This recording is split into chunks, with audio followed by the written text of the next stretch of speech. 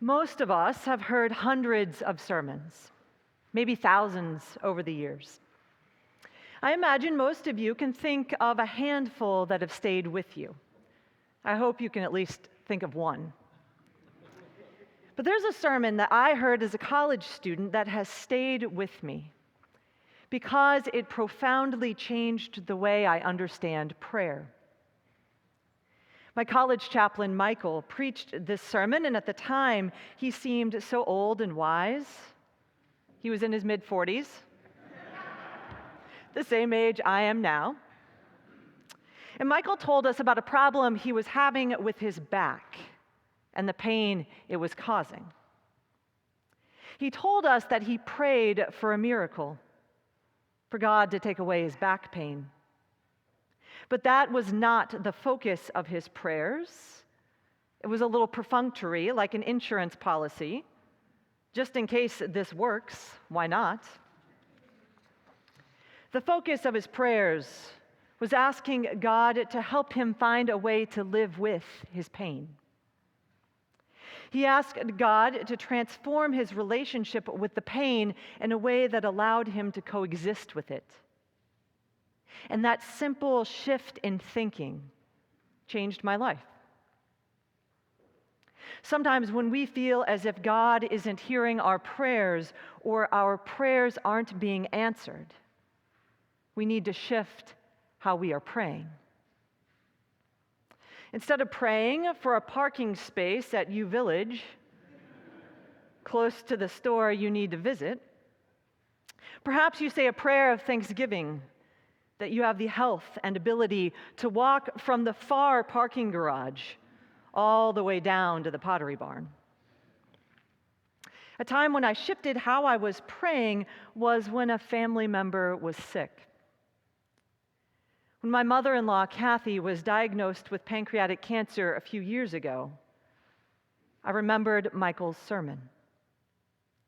Of course, I prayed for the cancer to go into remission, but I also prayed for our family to be strengthened for the days ahead.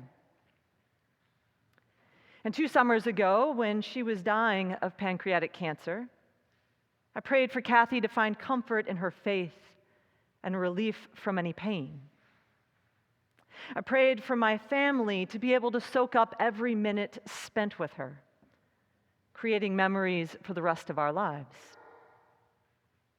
These little shifts can make all the difference. How do we pray? Why do we pray? Does prayer even make a difference? These are all valid and important questions that I want us to explore. In today's reading from the Gospel according to Luke, Jesus and the disciples are on a journey. And along the way, the disciples ask Jesus to teach them how to pray. Now, they are moving from town to town, healing people, preaching and teaching. But the other thing that Jesus does a lot is stop and pray. In the Gospel of Luke alone, prayer and praying are mentioned more than 20 times. Jesus leads by example. Jesus teaches the disciples the Lord's Prayer. He teaches them how to ask for what they need. He teaches them to pray for God's kingdom to come on earth as it is in heaven. And then Jesus teaches the disciples through short parable vignettes. In the first, a man knocks on a door late at night asking for bread. And in the other, a parent gives good gifts to their child. These stories shift Jesus' focus from how to pray to the one who hears our prayers. Now, in the old days, people prayed all the time. They prayed with their bodies as well as their souls. They prayed by lifting their hands, bowing to the ground, standing and kneeling. The Old Testament tells us that people often prayed 3 times a day. They offered sacrifices at the temple. They prayed out of grief or frustration, offered praise and thanksgiving, and asked God for help.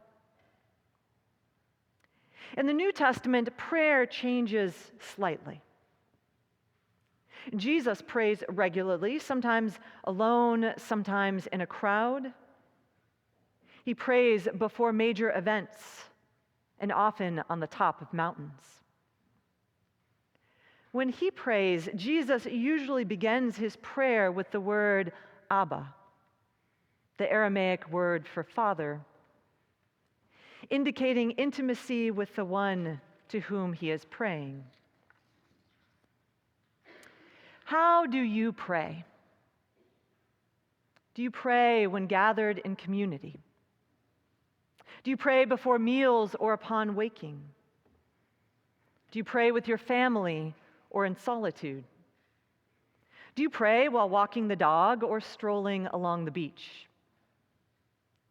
There are no right or wrong answers to our practice of prayer, only required intentionality. However you pray, do it consistently and with focus.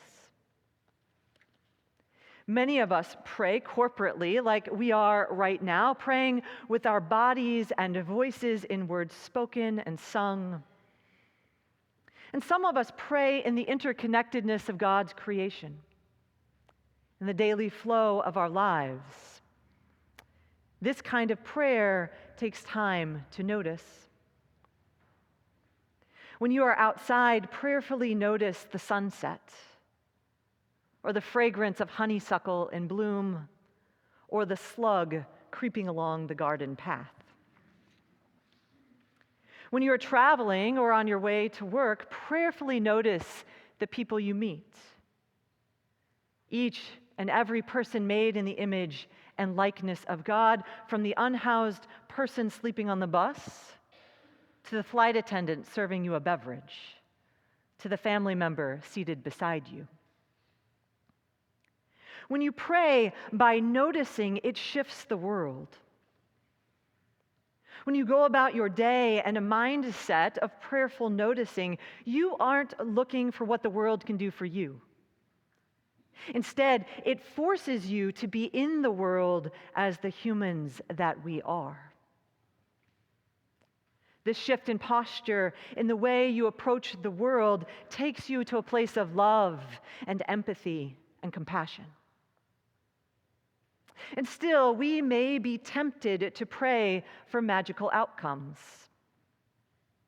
Lead us not into temptation, Jesus says. What was he referring to with this petition? In the old days, people prayed to vanquish their enemies. Take Psalm 3, for instance. In Psalm 3, the psalmist prays, "Rise up, O Lord, set me free, O my God. Surely you will strike all my enemies across the face. You will break the teeth of the wicked." Yikes. This magical thinking kind of prayer can lead us down the same path if we are not careful. Dear God, if this one thing changes, then everything will fall into place. Instead, Jesus teaches us to pray, "Lead us not into temptation, but deliver us from evil." The caution is to avoid magical thinking kinds of prayers, the hocus pocus prayers, and instead focus on authentic and honest prayers that draw us deeper into relationship with God and with one another. Do you know where the term hocus pocus comes from?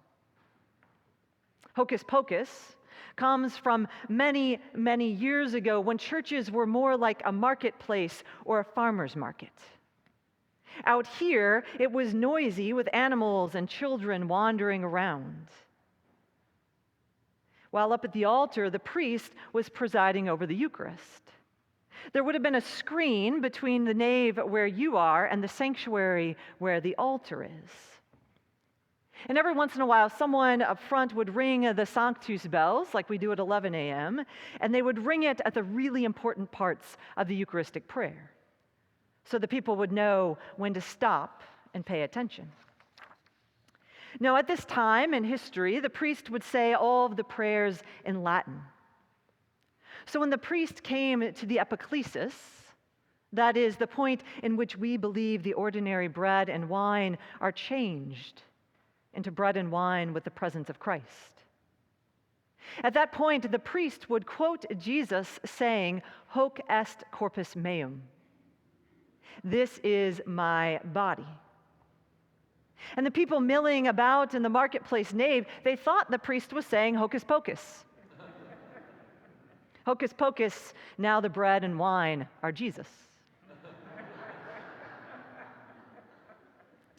It's a fun story and felt worth the rabbit trail. But what on earth does it have to do with prayer, right? I think we often fall into this trap of magical thinking when we pray. We desire a particular outcome and pray for that to be true. Hocus pocus. Let the Kraken win a game.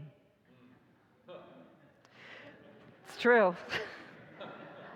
But we'll see. But this kind of magical thinking prayer is all about control, or coming up with the right formula in order that God might grant our prayers, like a genie in a bottle making a wish come true. But that's to miss the point. Prayer is about trust and relationship. It is not about results. That is what Jesus is teaching the disciples as he gives them the prayer, known to us today as the Lord's Prayer. We don't pray because we know the outcome. We pray because we trust the one who hears us. And so prayer is all about relationship. However you pray, don't beat yourself up about those prayers. Reflect upon when you pray, how you pray, and why you pray. What do your prayers tell you about yourself? And what do they tell you about God in this moment? How will you pray this week? Will you try praying with your feet as you walk, with your eyes as you notice, or with your heart as you rest in God's presence? Maybe you'll pray the Lord's Prayer slowly, noticing each word. Or maybe you'll try a new kind of prayer, one that doesn't ask for magic, but invites transformation. However you pray, remember this. God is already listening, already loving, already with you. Prayer is not about getting it right. It's about showing up. So show up again and again and again. And let that quiet relationship shape you from the inside out.